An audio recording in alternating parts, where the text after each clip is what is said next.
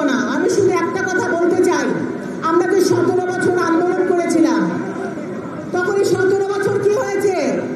এখন অনেক নেতারা এসে এসে বলছে, আমরা শুনতে পাই একটা স্লোগান, 17 বছর খবর নাই, এখন বলে ভাই ভাই।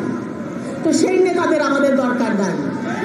শেখ হাসিনা বলেছিল যে শেখ হাসিনা নাকি পালায় না, খেলা হবে বলে সদল বলে গাট্টি বস্তা গোল করে পালিয়ে গেল। আর আমরা কি করেছি? আজকে যে জনসভায় ভাইরা আছে, বোনেরা আছে, তাদের অর্ধেকের বেশি ছিল জেলখানায়, আর বাকিরা সবাই রাজপথে যুদ্ধ করেছে, কেউ মাঠ ময়দান ছেড়ে যায় নাই।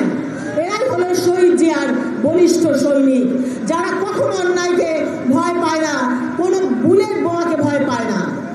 তো আজকে কি হলো? এই যে এখন যে তত্ত্বাবধান কি একটা সরকার এসেছে জানি না, এই সরকারে যখন সাধারণ জনগণে ছিল তখন তারা বলতো এতগুলো গুম হয়েছে, খুন হয়েছে, ধর্ষণ হয়েছে, কোনোটার বিচার হয় না কেন? কি করে হাসিনা সরকার বিচার হয় না? তাহলে এই যে একটা বছর হয়ে গেল, এই জুলাই আগস্ট অভ্যুত্থানে যে বাচ্চাগুলো শহীদ হলো, তাদের বিচার কোনো এই সরকার করে না।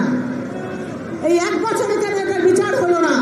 কারণ তারা ক্ষমতার লোভ পেয়ে গেছে, মস্তদের চেয়ার পেয়ে গেছে, তারা মজা পেয়ে গেছে একটা। ওটা হবে না ভাই, গাছ লাগিয়েছি আমরা, ফল খাবেন আপনারা, ওইটা আর হতে দেওয়া হবে না।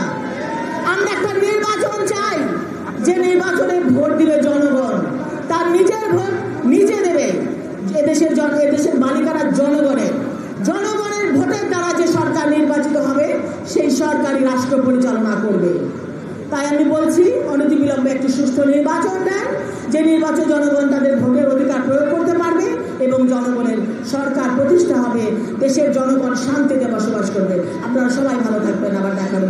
আসসালামু আলাইকুম।